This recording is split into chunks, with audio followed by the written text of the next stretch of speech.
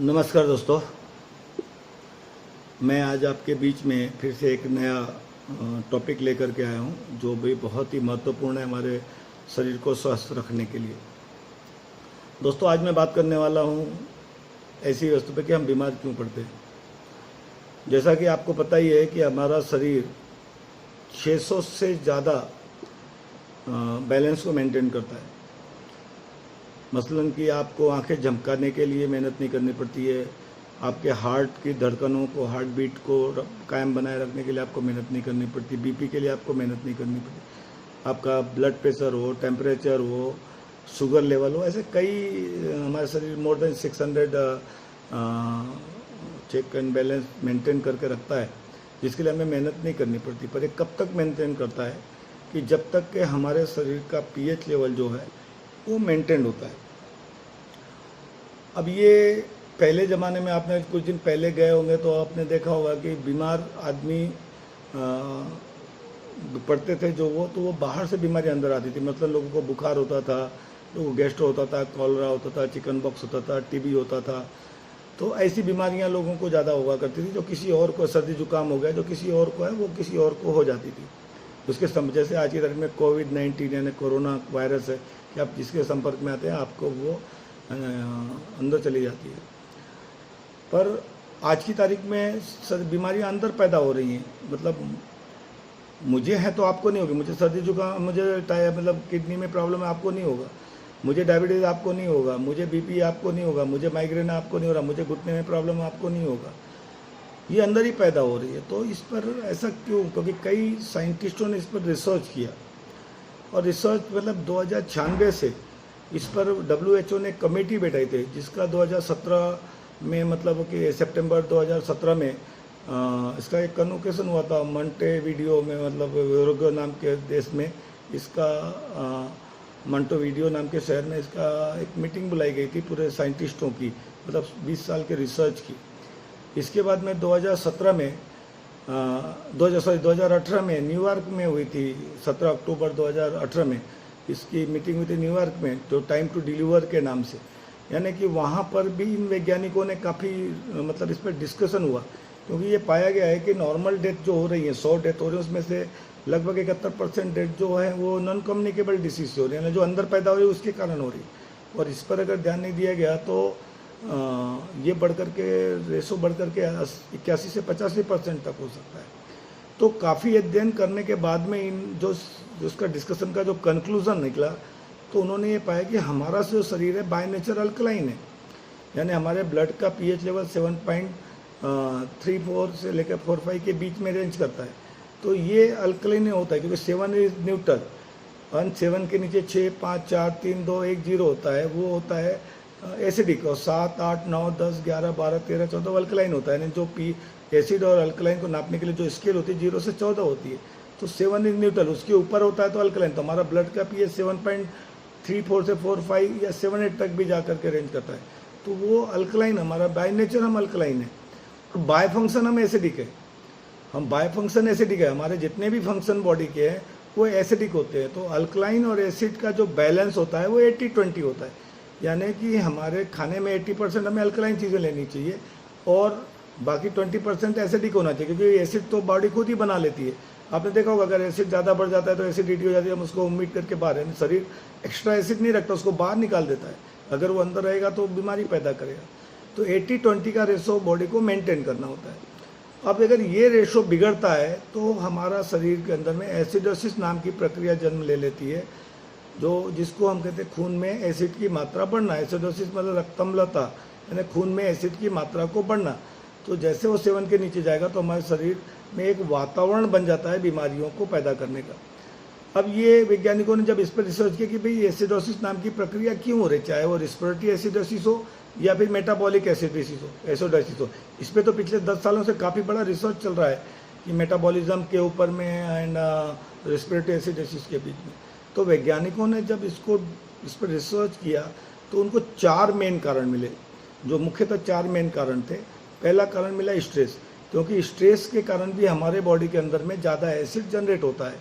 और हर एक आदमी का स्ट्रेस अपने आप में बड़ा बड़ा होता है। एक रिक्शे वाले को 200 रुपये भरना है, एक व्यापारी को 2 लाख की किस्त देनी, तो दोनों का इक्वल स्ट्रेस रहेगा। जब बॉडी स्ट्रेस में आती है तो उसको एक्स्ट्रा फंक्शन करना पड़ता है, तो उसके लिए उसको एक्स्ट्रा एसिड जनरेट करने पड़ते। किसी भी प्रकार का तनाव हो, चिंता हो, कोई भी हो, इसलिए कहा था चिंताग्रस्त आदमी को आज के स्ट्रेस, डायबिटीज, स्ट्रेस, बीपी ये सब बढ़ते जा रही है। दूसरा रीज़न मिला पोल्यूशन, यानी हमारे शरीर में पोल्यूशन के कारण जो carbon dioxide, nitrogen dioxide, sulphur dioxide, जो विषैली गैसेस हैं वो शरीर के अंदर जा रही हैं। तो जब वो शरीर के अंदर जाती है तो हमारा जो लंग्स होते हैं वो पोटेंशियल कार्बन डाइऑक्साइड को रिटेन करके ब्लड में डाल देते हैं, तो ब्लड में भी कार्बन डाइऑक्साइड की मात्रा धीरे धीरे बढ़ने लगती है, और जिसके कारण क्या होता है कि हमारा शरीर का जो पीएच लेवल है, जो ब्लड का पीएच लेवल है वो एसिडिक बनने लगता है, कार्बन डाइऑक्साइड की प्रेजेंस ज़्यादा होने के कारण। तीसरा कारण मिला हमारा लाइफस्टाइल।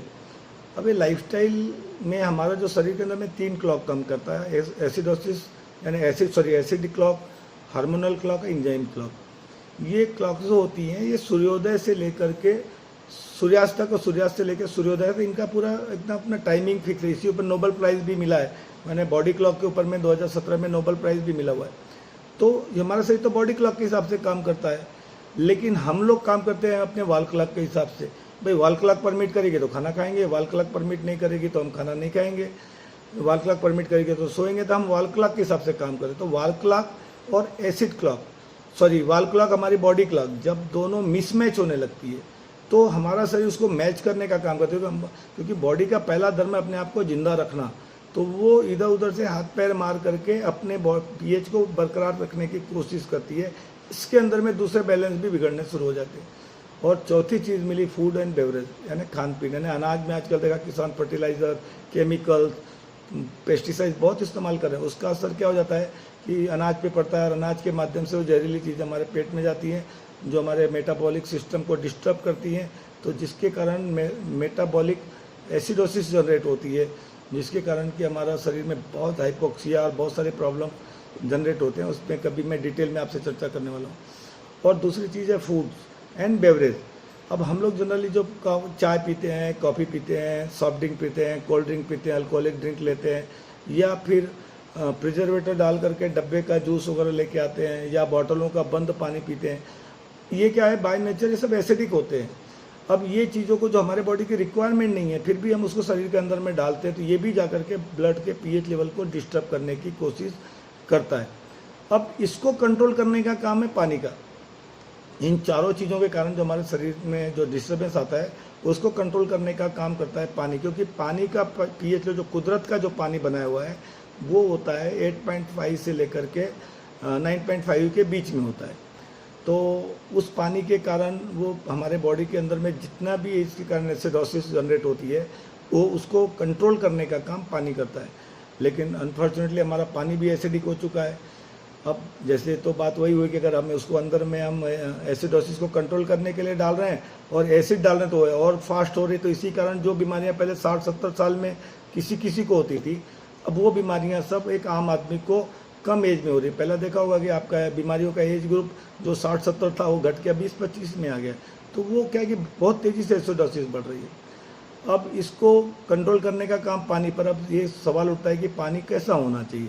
एक गांव के कम पढ़े लिखे आदमी को पूछूं, एक डॉक्टर से पूछूं, पढ़े लिखे डॉक्टर से पूछूं, या फिर मैं आपसे पूछूं, तो फिर आपके पास एक ही जवाब होता है, पानी होना चाहिए शुद्ध। सभी के पास एक ही सवाल है, पानी कैसा होना चाहिए शुद्ध। पर अब शुद्ध वाटर की डेफिनेशन क्या है किसी को नहीं मालूम। तो दोस्तों मैं बता दूं कि शुद्ध ये दिस इज हाफ ट्रूथ। इसी का फ़ायदा आरओ वालों ने ये सब उठा लिया और हम लोग क्या है डब्बे का पानी, बॉटल का पानी, थर्मस में लाया हुआ पानी या फिर आरओ का पानी पी रहे हैं, तो उससे कारण हमारा शरीर और डिस्टर्ब है। तो दोस्तों उसके आगे की एक स्टेप होती है, आपका पानी हेल्दी होना चाहिए और लाइव होना चाहिए। अब एक सवाल फिर उठता है कि भाई हेल्दी वाटर किसको कहा जाए, लाइव वाटर किसको कहा जाए। तो उसकी भी 4 क्वालिटियाँ बताई गई कि 4 क्वालिटी होना चाहिए। पहली क्वालिटी होती है माइक्रो क्लस्टरिंग। आपका पानी माइक्रो क्लस्टर होना चाहिए, क्योंकि हमारी कोशिकाएं जो हैं वो 4 से 6 के बीच में ही पानी को हाइड्रेट कर पाती है मॉलिक्यूल्स को, और इंडियन वाटर 22 से 23 मॉलिक्यूल्स एक दूसरे के साथ अटैच होता है। अब उसके कारण क्या होता है कि पानी हमारे शरीर में हाइड्रेट नहीं होता, और पानी के माध्यम से ऑक्सीजन एंड मिनरल्स कोशिकाओं के अंदर में जाते हैं, तो वो क्या हो जाता है कि उसके कारण जब आरएनए, डीएनए एंड हमारा माइटोकॉन्ड्रिया में एनर्जी जनरेट करने के काम आता है, जो 60 मिलीवोल्ट से 90 मिलीवोल्ट के बीच में होता है। हर एक कोशिका 60 मिलीवोल्ट से 90 मिलीवोल्ट करंट जनरेट करते हैं हमारे शरीर को चलाने के लिए, तो वो भी उस पर असर पड़ता है और हमारी एनर्जी लेवल नीचे जाता है, जिसके कारण हमारा रोग प्रतिकारक क्षमता कम होती है और हमारा जो लिम्फोसाइट सेल्स होते हैं या एंटीबॉडी सेल्स होते हैं इतने वीक होते हैं कि वायरस और दूसरे अटैक को झेल नहीं पाते हैं, तो वो पानी माइक्रो क्लस्टर होने से सीधी से हाइड्रेट हो जाते हैं। सेकंड चीज़ दिया गया एंटीऑक्सीडेंट वाटर होना चाहिए। अब एंटीऑक्सीडेंट वाटर का मतलब ऑक्सीडेशन और एंटीऑक्सीडेशन, यानी कि हमारे शरीर में ऑक्सीडेशन हो रहा है, इसको मैं कहते हैं कि बुढ़ापे की तरफ बढ़ना, यानी कि हमारा बुढ़ापा क्या है, हमारी हड्डियां कमज़ोर हो जा रही हैं, आंखें कमज़ोर हो जा रही हैं, दांत कमज़ोर हो जाते हैं, पाचन प्रक्रिया कमज़ोर हो जाती है, इसको हम बुढ़ापा कहते हैं। तो बुढ़ापे का मतलब ऑक्सीडेशन होता है, किसी में बहुत फास्ट होता है, इसे हम कहते हैं एजिंग। और एक होता है एंटी एजिंग, जिसकी एज नहीं दिखती है कम उम्र तक, तो जिसमें एंटी एजिंग मतलब एंटीऑक्सीडेंट चीज़ों को ज़्यादा इस्तेमाल करते हैं, मतलब ऐसे वातावरण में रहते हैं जहाँ ऑक्सीजन ज़्यादा हो, ऐसे खाना खाते हैं जो एंटीऑक्सीडेंट हो, ऐसे फ्रूट लेते हैं जो एंटीऑक्सीडेंट हो। और हमारा शरीर क्या होता है कि एंटीऑक्सीडेंट चीज़ों को ज़्यादा एक्सेप्ट करता है। अब इसको मैं थोड़ा सा अगर आपको एक उदाहरण दे के बताऊँ कि जैसे 2 लोहे की रॉड रखिए, एक को रोज़ साफ कीजिए, एक को वैसे ही छोड़ दीजिए, तो जिसको आप वैसे ही छोड़ देंगे वो उसमें ऑक्सीडेशन ज़्यादा होगा, जल्दी खत्म हो जाएगा। लेकिन जिसको रोज़ साफ करते, घिसाव तो उसमें भी होगा लेकिन वो चमकदार रहेगा और लंबे समय तक काम करता है। तो वैसे हमारा शरीर है, हमारे शरीर में अगर ऑक्सीडेशन ज़्यादा हो रहा है और हम एंटीऑक्सीडेंट चीज़ें कम कंज्यूम करेंगे तो जल्दी कोशिकाएं डेड हो जाती हैं और नई कोशिकाएं वीक बनती हैं। तो उसके लिए हमें एंटीऑक्सीडेंट चीज़ें लेनी पड़ती है, जैसे करेले का जूस है, लौकी का जूस है, या आप मॉर्निंग वॉक में जाते हैं त्रिफला जूस लेते हैं, मौसम्बी है, पाइनएप्पल जूस, ऐसे बहुत सारे एंटीऑक्सीडेंट जूस हम लोग कंज्यूम करते हैं ताकि हमारा शरीर में एंटीऑक्सीडेंट जो डिटॉक्सिफिकेशन होते रहे, जो टॉक्सिक एजेंट कोशिकाओं में जमा हो गए जिसको हम फ्री रेडिकल सेल कहते हैं, उसको क्लीन करने का काम एंटीऑक्सीडेंट प्रॉपर्टी के प्रोडक्ट करते हैं, एफआरसी को ख़त्म कर देते हैं। तो उसके लिए हमें एंटीऑक्सीडेंट चीज़ें लेनी पड़ती है। और हमारे शरीर का एक नियम है, जब भी कोई चीज़ आप अंदर डालोगे उसका वेस्ट जनरेट होता है और वो वेस्ट को शरीर बाहर निकाल देती है, चाहे स्टूल के माध्यम से निकाल दे, चाहे कीचड़ के माध्यम से निकाल दे, कान में मैल है, दांत में छरी है, आप क्या करते हो उसको साफ कर लेते हो, आँख को साफ कर सकते हो। लेकिन कोई ऐसी ब्रश है क्या जिसको अंदर डाल के हार्ट को भी साफ कर ले, लंग्स लीवर को भी साफ कर दें, इंटेस्टाइन को भी साफ कर लें? नहीं, तो उसके लिए हमें एंटीऑक्सीडेंट चीज़ें लेना ज़रूरी होता है। सेकंड थर्ड प्रॉपर्टी बताई गई ionise water, alkaline ionise water होना चाहिए। यानी आयनाइजेशन अल्कलाइन वाटर 2 तरीके से बनाया जा सकता है, एक केमिकल डाल के बनाया जाए, कोई भी बाइकार्बोनेट डाल दीजिए या चूना डाल दीजिए तो वो अल्कलाइन हो जाएगा। और एक होता है कि पानी को कैथोड और एनोड पर से आप प्रक्रिया के माध्यम से पानी के मॉलिक्यूल्स को तोड़ा जाता है, हाइड्रोजन और वो ऑक्सीजन को अलग किया जाता है, हाइड्रोजन का एक मॉलिक्यूल्स अलग हो जाता है तो OH माइनस जो हाइड्रोक्सिल होता है, जो कोरोना के लिए आजकल बहुत ज़्यादा अब हाइड्रोक्सिल क्लोरोक्विन के बारे में आप बहुत सुन रहे हैं, इसके बारे में एक मैं और भी वीडियो डालने वाला हूँ कि ये पानी कैसे कोरोना के पेशेंट पे काम करता है। तो आयनाइज होना चाहिए और ये प्रक्रिया आज से नहीं, पुरानों से ही है। जब देवताओं दानों में युद्ध हुआ था तो समुद्र मंथन किया गया था, जिसके माध्यम से बहुत सारी अनवांटेड चीज़ें निकल गई थी। बाद में क्या बचा था? अमृत। तो अमृत का जब इस्तेमाल किया गया तब हमारे देवताओं की शक्ति को बढ़ाई थी। तो आयनाइज अल्कलाइन वाटर इस काम में आता है। फोर्थ प्रॉपर्टी बताई कि पैथोजन फ्री होना चाहिए। आपके पीने के पानी में bacteria, virus, microbe and pathogen किसी भी प्रकार का जो वायरस हो नहीं जाना चाहिए। तो अगर इस तरह 4 प्रॉपर्टीज़ हैं तो आपका पीने का पानी शुद्ध है और ये सिर्फ बना सकती है अल्कलाइन आयनाइज मशीन। मुझे बहुत गर्व महसूस होता है हमारे CMD साहब, RLI के CMD साहब ऑनरेबल RK सिंह साहब पर, जो बहुत ही विजनरी हैं, जिन्होंने कोरिया के साथ में टाई अप कर, साउथ कोरिया के साथ में टाई अप करके एक बेहतरीन आयनाइज़र हम लोगों के सामने रखा। उसके बारे में डेमो मैं अगले 4 प्रॉपर्टी के साथ में जो डेमो है मैं अगले वीडियो में डालने वाला हूँ। तो आप सब लोगों से सिर्फ एक ही निवेदन है कि मेरे इस चैनल को आप सब्सक्राइब कर दीजिए, क्योंकि मैं 100-150 अलग से डालने वाला हूँ वीडियो जो आपको फ्यूचर में काम लगने वाले हैं। तो दोस्तों, मैं कह रहा था कि आयनाइज अल्कलाइन वाटर बहुत ही फ़ायदेमंद है। जब आप इसको पीते हैं तो आपका ये वाटर लाइव होता है।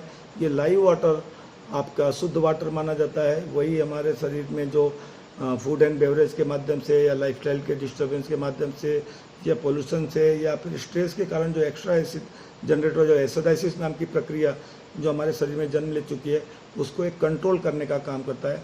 और जैसे जैसे कंट्रोल करते जाता है, हमारे शरीर में से बीमारियों की संभावनाएं ख़त्म हो जाती हैं और हमारा शरीर अपने आप में मेंटेन होने लगता है, रोग प्रतिकारक क्षमता को बढ़ाने लगता है। तो धीरे धीरे आप बहुत सारी बीमारियों पर इसके कारण काबू पा सकते हैं। तो दोस्तों, इस प्रोडक्ट की एक बात ज़्यादा जानकारी ले लीजिए, और मैं जिसने भी आपको ये फॉरवर्ड किया है वीडियो, आप ज़रूर उससे संपर्क कर लीजिए, और संपर्क करके अपने घर का पानी एक बार चेक करा लीजिए कि कहीं आप ऐसा पानी तो नहीं पी रहे हैं जो धीरे धीरे आपके शरीर को अंदर से तोड़ रहा है और बीमारी की तरफ, एक गंभीर बीमारी की तरफ ढकेल रहा है। क्योंकि मैंने देखा है कई लोग अनजाने में भी वही पानी पी रहे हैं, क्योंकि मैं भी 2011 के पहले वही पानी पी रहा था, लेकिन जब मैंने पिया तो देखा कि इस पानी का कितना फ़ायदा होता है। तो एक बार ज़रूर इसका फ़ायदा उठाइए। जिसने भी आपको वीडियो दिया है उसके माध्यम से आप ज़रूर डेमो दीजिए, और मेरे चैनल को एक बार फिर पुनः प्रार्थना करता हूँ सब्सक्राइब कीजिए, क्योंकि मैं 150 से ज़्यादा आपको वीडियो डालने वाला हूँ कि कैसे आप अपने बिजनेस को बड़ा कर सकते हैं, और उसमें आपका क्या रो, बिना कोई इन्वेस्टमेंट किए एक बड़ा बिजनेस, करोड़ों रुपए का बिजनेस आप तैयार कर सकते हैं। बस आपको एक लगन, आपका एक सपना चाहिए। तो मैं आपको पुनः एक बार धन्यवाद देता हूँ इस वीडियो को देखने के लिए, और मैं अपने CMD साहब ऑनरेबल RK सिंह साहब को एक बार पुनः धन्यवाद देता हूँ कि एक बेहतरीन प्रोडक्ट उन्होंने हमारे हाथ में दिया है, जो आज न जाने कितने सारे लोगों की फिनेंशियली, फिजिकली और हेल्दी लाइफ दे रहा है। तो मैं आपको, सर को एक बार पूरा धन्यवाद देता हूँ। जय हिंद, जय RLI।